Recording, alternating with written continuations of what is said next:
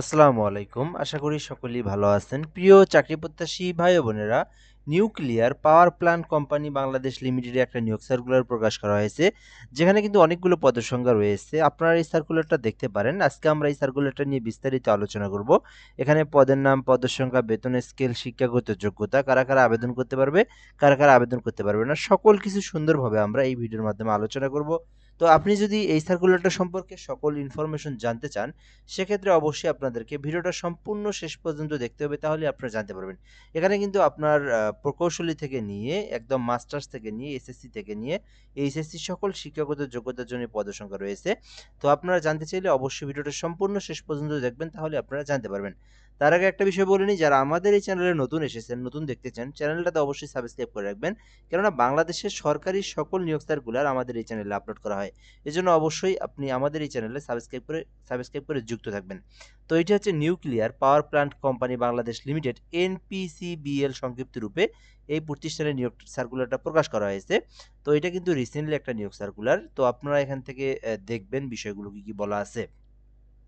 Nuclear power plant company Bangladesh limited এনপিসিবিএল এর অধীনে রূপপুর পারমাণবিক বিদ্যুৎ কেন্দ্রের on-site fire station security and physical protection service ডিভিশনের জনবল নিয়োগের নিমিত্তে নিম্নের বর্ণনার মোতাবেক বাংলাদেশি নাগরিকদের নিকট হতে দরখাস্তর আহ্বান করা যাচ্ছে।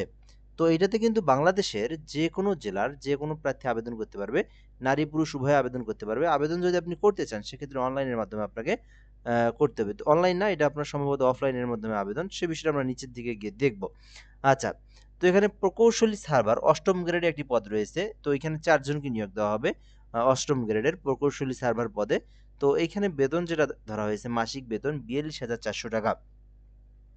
আচ্ছা, তো এরপরে এখানে ১, ২, ৩, ৪ টা পদের জন্য শিক্ষাগত যোগ্যতা একই। তো আমরা পদগুলো আগে দেখে নেব, তারপরে পদের সংখ্যা দেখে নেব, তারপরে আমরা শিক্ষাগত যোগ্যতা দেখব।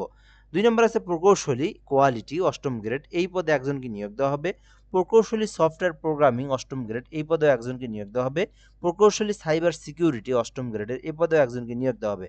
তো এখানে প্রকৌশলী সার্ভার কোয়ালিটি সফটওয়্যার এবং সাইবার সিকিউরিটিতে নিয়োগ দেওয়া হবে, যেখানে ৪ জন, ৫ জন, ৬, ৭, ৮ জন নিয়োগ দেওয়া হবে এখানে।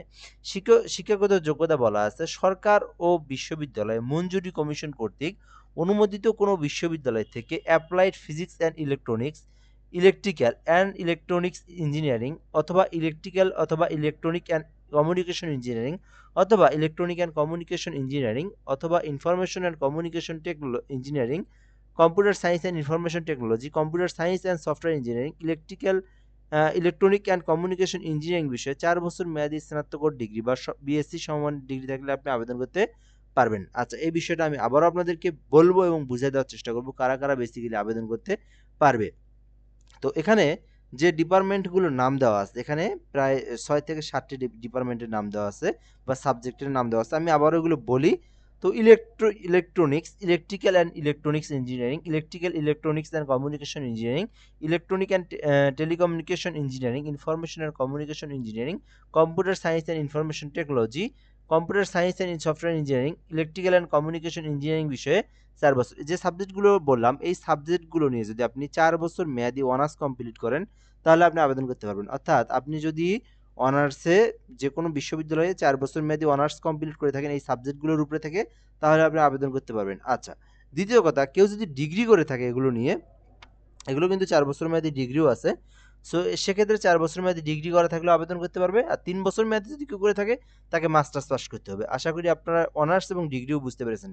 এখন কথা হচ্ছে, যারা ডিপ্লোমা করে তারা কি করবে? তারাও আবেদন করতে পারবে, তবে তাদেরকে বিএসসি ইঞ্জিনিয়ার হতে হবে।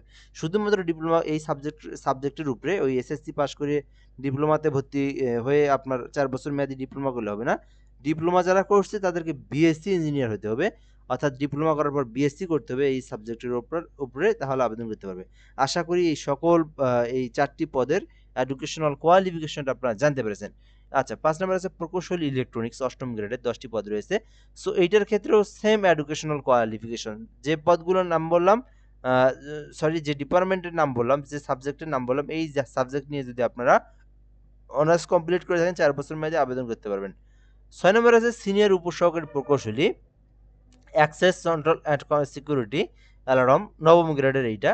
তো এটাতে মাসিক বেতন দেওয়া হবে 52,800 টাকা একটি পদ রয়েছে। তো এই ক্ষেত্রে শিক্ষাগত যোগ্যতা চাওয়া হয়েছে বাংলাদেশ কারিগরি শিক্ষা বোর্ডের অধীনে সরকার অনুমোদিত কোনো শিক্ষা প্রতিষ্ঠান থেকে electronics technology, data telecommunication and network technology, telecommunication technology, computer and communication technology, computer science and টেকনোলজিতে ডিপ্লোমা ইন ইঞ্জিনিয়ারিং সহ সরকারি বেসরকারি কোনো প্রতিষ্ঠানে আইটি ভিত্তিক অ্যাক্সেস কন্ট্রোল ব্যবস্থাপনা মনিটরিং সংশ্লিষ্ট ক্ষেত্রে সাব অ্যাসিস্ট্যান্ট ইঞ্জিনিয়ারিং পদে 4 বছর মেয়াদী যদি আপনার চাকরির অভিজ্ঞতা থাকে তাহলে আপনি আবেদন করতে পারবেন। তো এখানে যে সাবজেক্ট বা ডিপার্টমেন্টের নামগুলো বললাম, এই ডিপার্টমেন্ট নিয়ে যদি আপনি অনার্স কমপ্লিট করে থাকেন অথবা আপনি ডিপ্লোমা ইঞ্জিনিয়ার করে থাকেন তাহলে আবেদন করতে পারবেন এবং এখানে কিন্তু 4 বছরের মেয়াদী অভিজ্ঞতা থাকতে হবে। 7 নম্বর আছে সিনিয়র উপসহকারী প্রকৌশলী ইলেকট্রনিক্স মেইনটেন্স। তো আপনি যদি সিনিয়র উপসহকারী প্রকৌশলী ইলেকট্রনিক মেইনটেন্যান্সে আবেদন করতে চান 52,000 টাকা বেতন দেওয়া হবে। শিক্ষাগত যোগ্যতা চাওয়া হয়েছে উপরে যেগুলো বললাম সেগুলোই। এখানে আপনার বলা হয়েছে যে কোনো স্বীকৃতি বোর্ড হইতে ইলেকট্রনিক্স টেকনোলজি অথবা data telecommunication and network technology অথবা টেলিকমিউনিকেশন টেকনোলজিতে ডিপ্লোমা ইন ইঞ্জিনিয়ারিং সহ 4 বছর মেয়াদী যদি আপনার কমপ্লিট করা থাকে, কোর্স কমপ্লিট করা থাকে তাহলে আপনি আবেদন করতে পারবেন। এরপরে যদি আমরা এখান থেকে দেখি উপসহকারী প্রকৌশলী অ্যাক্সেস কন্ট্রোল অ্যান্ড সিকিউরিটি 15টি পদ রয়েছে। সো এরপরে উপসহকারী প্রকৌশলী optical and electronics operation system, তো এটাতেও কিন্তু 15টি পদ রয়েছে। তারপরে আপনারা এখান থেকে দেখতেই পারতেছেন উপসহকারী প্রকৌশলী ইলেকট্রনিক মেইনটেন্স 10ম গ্রেডের 3টি পদ রয়েছে। সাইবার সিকিউরিটি অ্যানালিস্ট 10ম গ্রেডের 5টি পদ রয়েছে। তো এখানে 15, 15, 30, 30 আর হচ্ছে আপনার এখানে 5, 35, 36, 37, 38টি পদ। মোট 38টি পদে শুধুমাত্র বাংলাদেশ কারিগরি শিক্ষা বোর্ডের অধীনে সরকার অনুমোদিত শিক্ষা প্রতিষ্ঠান থেকে electronic technology, data telecommunication and network technology, telecommunication technology, computer and communication technology, computer science and টেকনোলজিতে যদি কেউ ডিপ্লোমা ইঞ্জিনিয়ারিং করে থাকে তাহলে আবেদন করতে পারবেন। অর্থাৎ যারা ডিপ্লোমা ইঞ্জিনিয়ার, অর্থাৎ এক কথায় যারা ডিপ্লোমা থেকে কোর্স করছেন, ডিপ্লোমা ইঞ্জিনিয়ার যারা, তো দেখতেই পারতেছেন যে ডিপার্টমেন্টের নামগুলো বলা আছে এই ডিপার্টমেন্টগুলো থেকে যদি আপনি শুধুমাত্র ডিপ্লোমা করে থাকেন এইখান এখান থেকে আপনি যে কোনোটাতে আবেদন করতে পারবেন। তো এখানে যদি আপনি ইচ্ছা করেন এখানে উপসহকারী প্রকৌশলী অ্যাক্সেস কন্ট্রোল অ্যান্ড সিকিউরিটি এটাতে আবেদন করতে পারবেন, অথবা আপনি অপটিক্যাল অ্যান্ড ইলেকট্রনিক এটাতে আবেদন করতে পারবেন, অথবা মেইনটেন্যান্সে আবেদন করতে পারবেন। যেটাতে ইচ্ছা আপনি সেটাতে আবেদন করতে পারবেন যদি আপনি ডিপ্লোমা ইঞ্জিনিয়ারিং থেকে এই ডিপার্টমেন্টগুলো যে কোনো একটি থেকে কোর্স কমপ্লিট করে থাকেন। 12 নম্বর আছে উপসহকারী ব্যবস্থাপক সিকিউরিটি অ্যানালাইস্ট। তো এটাতে 10ম গ্রেডের 2টি পদ রয়েছে। আবেদনের জন্য স্বীকৃতি বিশ্ববিদ্যালয় থেকে যে কোনো বিষয়ে অনার্স কমপ্লিট বা ডিগ্রি পাস করলে আপনি আবেদন করতে পারবেন। টেকনিক্যাল অ্যাটেন্ডেন্ট পাওয়ার হাউসম্যান 17 গ্রেডের একটি পদ রয়েছে। সো 20,000 টাকা বেতন দেওয়া হবে। আবেদনের জন্য যে কোনো স্বীকৃতি প্রতিষ্ঠান থেকে এসএসসি বা সমমান পরীক্ষায় বিজ্ঞান বিভাগে আপনাকে বিজ্ঞান থাকতে হবে। অর্থাৎ আপনার এসএসসি সেটা মাদ্রাসা হোক, ফাজিল হোক, যেখান থেকেই হোক, সলিয়া আলিয়া মাদ্রাসা হোক, যেখান থেকেই হোক, বিজ্ঞান শাখা থেকে এসএসসি পাস করতে হবে এবং এই যে 5 বছরের অভিজ্ঞতা থাকতে হবে টেকনিক্যাল অ্যাটেন্ডেন্ট অ্যান্ড ওয়্যার হাউসম্যান সম্পর্কে। 5 নম্বর 14 নম্বর আছে রেকর্ড কিপার। তো এটাতেও কিন্তু টেকনিক্যাল অ্যাটেনভেন্ট। তো এটি হচ্ছে আপনার রেকর্ড কিপার 17 গ্রেডের। তো এটাতে একটি পদ রয়েছে। যে কোনো স্বীকৃতি প্রতিষ্ঠান হইতে এসএসসিতে বিজ্ঞান শাখা থাকলে এবং 5 বছরের অভিজ্ঞতা থাকলে আবেদন করতে পারবেন। জুনিয়র টেকনিক্যাল, তো এটাতে 3টি পদ রয়েছে। আবেদনের জন্য শুধুমাত্র এসএসসি পাস করা থাকলে আবেদন করতে পারবেন বিজ্ঞান শাখা থেকে। যারা এসএসসি বিজ্ঞান শাখা নিয়ে লেখাপড়া করছেন এটাতে আপনারা আবেদন করতে পারবেন। তো এখানে অনেকগুলো পদও দেখালাম। এখানে আপনারা আপনার শিক্ষাগত যোগ্যতা অনুযায়ী যে পদে আবেদন করতে ইচ্ছুক সেই পদে আবেদন করতে পারবেন। এরপরে যদি আমরা এখান থেকে দেখি ফায়ার অফিসার, তো এইটাতেও একটি পদ রয়েছে। আবেদনের জন্য আপনাদেরকে এখান থেকে বলা আছে যে বাংলাদেশ কারিগরি শিক্ষা বোর্ডের অধীনে ফায়ার সার্ভিস সিভিল ডিফেন্স থেকে যারা fire safety manager course complete করেছেন তারা কিন্তু আবেদন করতে পারবেন। অগ্নি নির্বাপক গাড়ি চালক 10টি পদ রয়েছে। তো যারা ড্রাইভিং সম্পর্কে অভিজ্ঞতা আছে, ড্রাইভিং চালানোর 10 বছরের অভিজ্ঞতা আছে, লাইসেন্স আছে, তারা কিন্তু অগ্নি নির্বাপক গাড়ি চালক পদে আবেদন করতে পারবেন। অর্থাৎ ফায়ার সার্ভিসের যে গাড়ি চালক যদি এরকম আপনার অভিজ্ঞতা থাকে বা যে কোনো ড্রাইভিং লাইসেন্সের অভিজ্ঞতা থাকলে হবে। এখানে ফায়ার সার্ভিস ইন্ডিভিজুয়ালি কোনো কিছু বলা নেই। সো ফায়ার ফাইটার 17 গ্রেডের 23টি পদ রয়েছে। সো আপনারা এটাতে দেখতে পারেন 23টি পদ রয়েছে এখানে।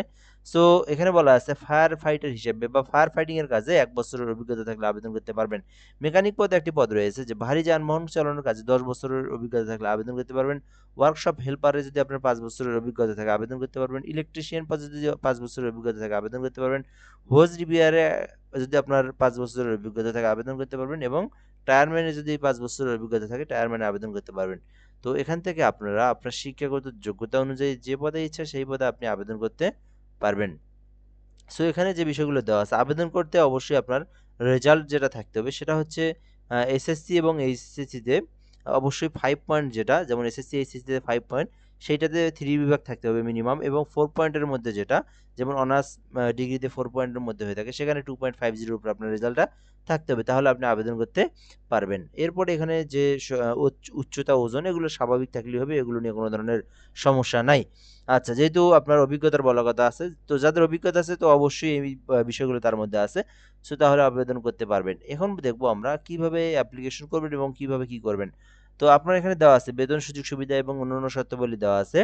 2 বছরের প্রবেশনকাল গণ্য হবেন। এরপরে কিন্তু আপনাকে স্থায়ী করে দেওয়া হবে। প্রবেশনকাল সফলভাবে সমাপ্ত হইলে আপনাকে কিন্তু চাকরিতে নিয়মিত করা হবে।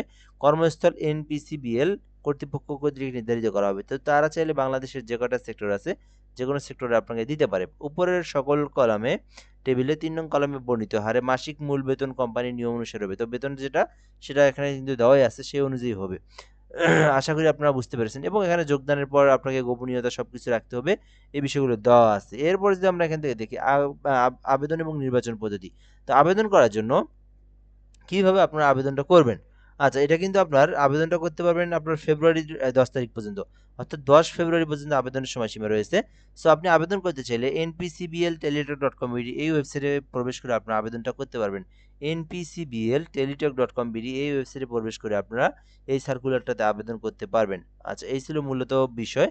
সো এরপরে কিছু বিষয় বলে দেওয়া আছে। একই পদে আবেদনের পূর্বে আবেদনকারীর আগ্রহী প্রার্থীদের পুনরায় আবেদন করতে হবে। তো একই পদে যদি আপনি ২ টা পদে আবেদন করতে চান সেক্ষেত্রে আপনি করতে পারবেন, কোনো সমস্যা নেই। আর এরপরে বলা আছে লিখিত এবং ব্যবহারিক এবং মৌখিক পরীক্ষা হবে। তো আপনাকে যাচাই করার জন্য লিখিত পরীক্ষা হবে, মৌখিক পরীক্ষাও হবে। তারপরে কিন্তু আপনাকে নিয়োগ দেওয়া হবে। সো এরপরে যাতায়াতের জন্য কোনো টিএ দেওয়া হবে না। যেকোনো ধরনের সুপারিশ অযোগ্য বলে বিবেচিত হবে। এই ছিল মূলত বিষয়। তো যারা এটাতে আবেদন করতে চান করতে পারেন। মোটামুটি অনেকগুলি পদের সংখ্যা রয়েছে। এই শিক্ষাগত যোগ্যতা অনুযায়ী যাদের শিক্ষাগত যোগ্যতা আছে সো এই সার্কুলারটা দেখতে পারেন। তো ভালো থাকবেন। আসসালামু আলাইকুম।